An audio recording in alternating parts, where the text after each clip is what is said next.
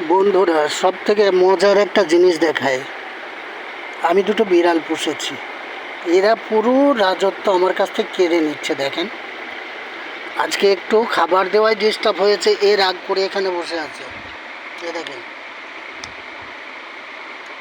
এর সময় সময় মানে ঘুম আসছে, মাথাটা ধাঁই করে মাটিতে পড়ছে, আবার উঠে বসছে।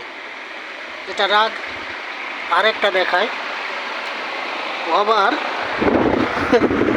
আমার উপরে এত রাগ কি কায়দায় কিসের মধ্যে শুয়ে আছে। দেখেন দেখেন, এই দেখেন কায়দা।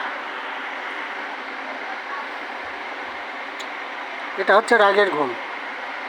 দেখেছেন? হ্যাঁ খুশি, তুই অত রাগ দেখাচ্ছিস কেন আমার উপরে? হ্যাঁ, তোদের রাগ কাটবে না?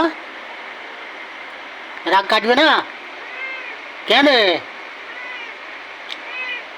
আচ্ছা, রাগ দেখাতেই থাকো। হ্যাঁ, রাগ দেখাতেই থাকো। না, এখন না।